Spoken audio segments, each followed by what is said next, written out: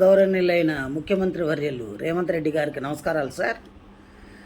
నిన్న అసెంబ్లీలో బాగా చెప్పారు సార్. మీరు ఏమనంటే జీతాలు కూడా నేను అడుక్కొని చేబోదులు తీసుకొని ఇస్తున్నానని. అంత దుస్థితి ఎందుకు పట్టింది?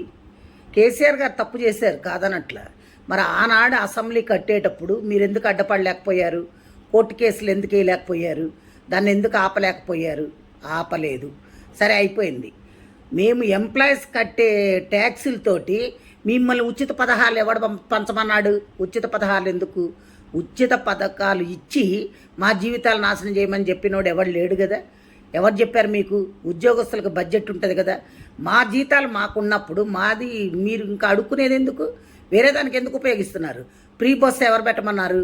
ఎవడైనా ఈ రోజుల్లో మరీ కూటికి లేని పేదలు నిరుపేదలు ఉంటే ఆధార్ కార్డు చూపెడితే వాళ్ళకి ఇవ్వాలి.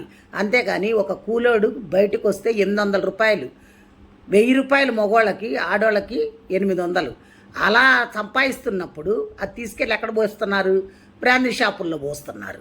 అదే నువ్వు ఈ ఉచితాలు పెట్టకుండా ఉద్యోగాలు వచ్చే పొజిషన్లో చేసుండి ఇండస్ట్రీస్ తీసుకొచ్చుంటే కంపెనీల్లో ఉద్యోగాలు వచ్చేవి చేసేవాళ్ళు. అసలు ఇవన్నీ ఎందుకండి? 150 మంది మీరు ఎమ్మెల్యేలు ఎమ్మెల్సీలు అందరూ ఉన్నారు కదా, మీ జీతాలు బంద్ చేసేయండి. మీకు జీతాలు ఎందుకు? 10 కార్లు ఎందుకు? మీ సొంత పైసలు పెట్టుకొని వాడుకోండి. కోట్లు పెట్టందే మీరు ఎమ్మెల్యేలు కావట్లా. అలాంటప్పుడు మీకు అన్ని వసతులు కావాలి, 1వ తారీఖు జీతాలు కావాలి, మీరు ఫండ్స్ కావాలి, మెడికల్ బిల్స్ కావాలి, అన్నీ కావాలి. ప్లెయిన్లో ఊరికనే తిరగాలి, ఇవన్నీ కావాలి. ఇవన్నీ ఎక్కడి నుంచి వచ్చినాయండి?